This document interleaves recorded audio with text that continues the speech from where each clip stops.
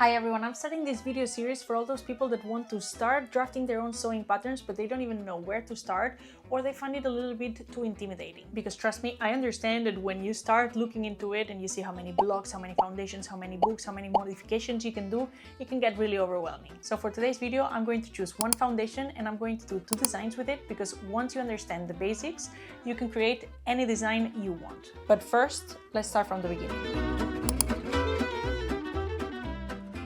I want to start by saying that this is my way of organizing the patterns and the foundations, and it is by no means the official way of doing it. This is just what works for me, so I want to share it with you. In the system I use, there are 4 basic blocks: the top, the skirt, the trousers, and the sleeves. And these blocks can either be used separately or they can be combined with each other, and then we see designs that we're more familiar with. So for example, if you combine the top and the skirt and you put them together, you come up with foundations like the torso foundation or the dress foundation, which is used for dresses without a waist seam. Or if to this foundation you add a little bit more ease at the shoulders and at the armholes, you come up with the shirt foundation, which is very good for blouses. And if you add ease overall, you come up with the jacket foundation, which is perfect, for example, for blazers. This is an example for foundations that use fabrics without stretch, but if you want to add stretch, then you just have to add negative ease and you come up with the stretch foundation. These are all what I call the basic foundations, because even though they have more or less ease, they all contour around your body. So they are supposed to be the tighter version of this foundation. But if you're like me and sometimes you like to wear something fitted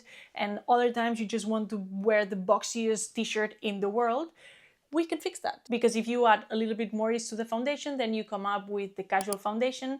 And if you add way more ease, you come up with the oversized foundation. So as a summary, with these 2 blocks, the skirt and the top, we come up with 12 different iterations of this pattern. So I understand why you think it's overwhelming, because it really is. And you might ask, Nuria, but how many of those foundations do I need in my stash? I personally have every single one of them, because maybe if you make 1 shirt a year, then you're not going to need the shirt foundation. But if you want to make more than 1 blouse a year, then it's good to have all that pre-work done, and you just get that foundation and you just add those design modifications. So it's up to you for what type of clothes you want to make, and if you want to make more or less of them. And if you want to draft these foundations, don't worry, because I have free instructions on how to draft them both on my website and on my other YouTube channel, and I'll link them down below. And I kind of need your help, because I'm developing a tool where you're going to add your measurements and you're going to receive a PDF with these foundations, and I'm currently testing it, and I would love if you could send me your measurements, and I'm going to link a Google Forms down below. Don't worry, it's anonymous and I'm not going to link it back to anyone, and once the testing is done, I'm going to delete it, but it's just to make this tool as real as possible, because as we know, nobody follows the standard measurements. So if you could help me there, I would really appreciate it.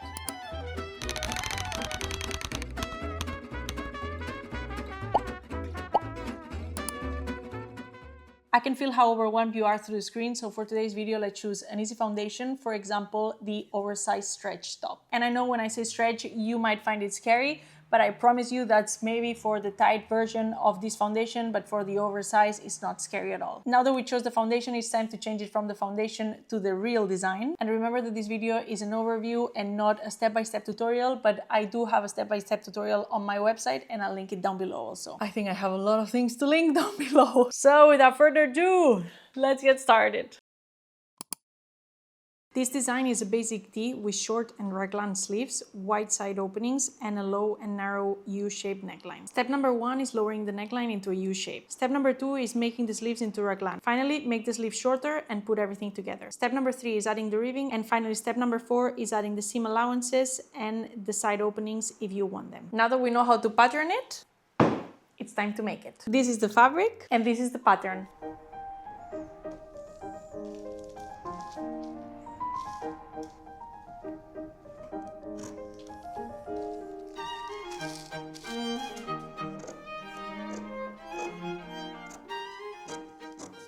And now that all the pieces have been cut, I just have to assemble it. And this pattern is really simple to put together. I think like you can have it, I always say half an hour, okay, let's say an hour. But I love raglan sleeves because you just assemble everything and then you close it. Otherwise the sleeves, you have to account for the ease and all these things, and I don't like it. So we just join the sides, and that's almost it.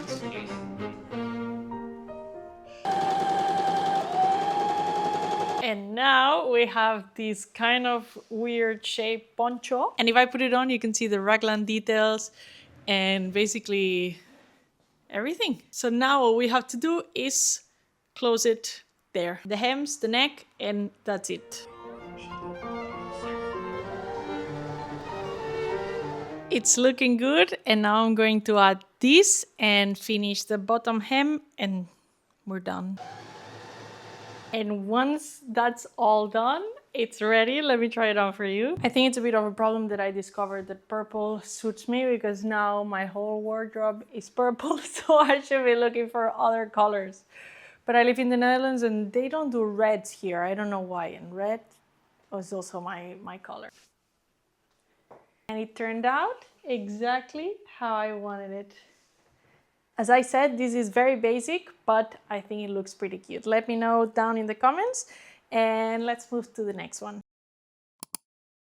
This design is a basic polo meant to be worn as a sweater, with 2 cm added ease at mid-shoulder, basic polo collar with long sleeves, round hems and side openings. Step number 1 is adding ease at mid-shoulder. Step number 2 is drawing where the placket is going to be placed on the front pattern, and then adding the pattern for the placket and the pattern for the collar. Step number 3 is modifying the hemline by rounding it from the waist level. And finally, step number 4 is adding all the seam allowances. We're on to the next pattern, and for this one we're going to use this medium weight jersey fabric with these stripes in my color. Of course, it's purple again. And also I have to show you something because you're going to see it, and to not make it awkward, you know, the reason why I've not been posting is because I've been extremely sick with something growing here, so apologies for that. But now that we're back and my body's changing and I need a full new wardrobe, I hope I get to sew a lot. So let's make it. We have the pattern, we have the fabric, so let's cut.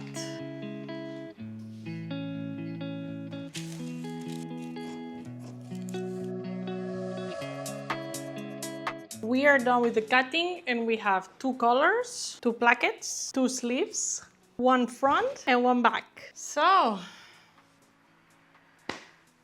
all that's left is sewing.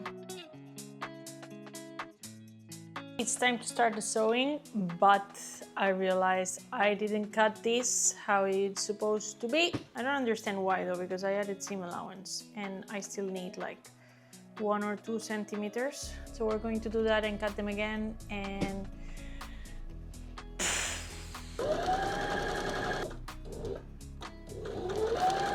okay, I attached the front and back. In the end, I just forgot to film, so sorry about that, but this is where we have it now. I added the plackets.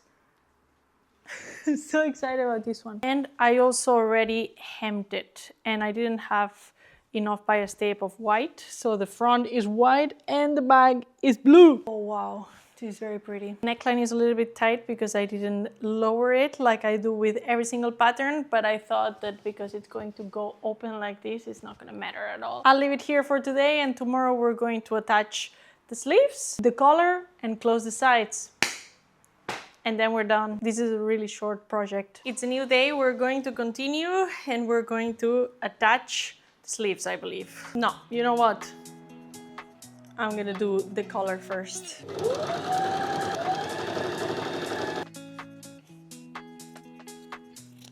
I'm done with the collar. I'll admit I didn't do the best of jobs, but it is done. And let's try it on. Let's see.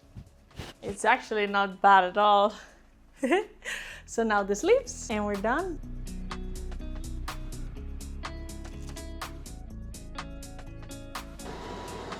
I am done, and I have to admit that I really, really like it. I've made other polos before, but I think the colors were not my colors. And with this one, like, I put it on and you straight away see that, you know, my eyes pop.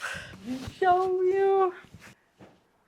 Look at this, super long sleeves, which I love because most of the patterns, always the sleeve comes here, and I'm cold. My wrists are cold, so I love when sleeves are longer than they should be. Then the collar, this was my first polo collar, and it was a little bit of a learning curve. Drafting it is fine, but sewing it is a little bit more complicated, but yes. and then this opening here, so when my belly gets bigger, I can still wear it. Because I just realized that every single thing that I made in the last years was waist level, and I cannot wear any clothes. So now that's why I'm making all these new clothes, and that's it. So I hope I proved to you that once you understand the basics, drafting specific designs is not as complicated as it seems. One design has normal sleeves, the other design has raglan sleeves. This design has a round neckline and this design has a polar collar, but they both come from the same base. Today we started easy, so these are two very simple patterns, and remember that you have the instructions on how to draft both of these on my website. But let me know if you would like to see some more complicated designs with this same foundation, otherwise I'm going to move to the other foundations. Also, please let me know which one you would like to see next. I hope you enjoy this type of videos, and as always, if you want to see more day-to-day of what I'm doing, you can follow me on Instagram. My handle is _NuriaMo, and otherwise I'll see you in the next one. Bye!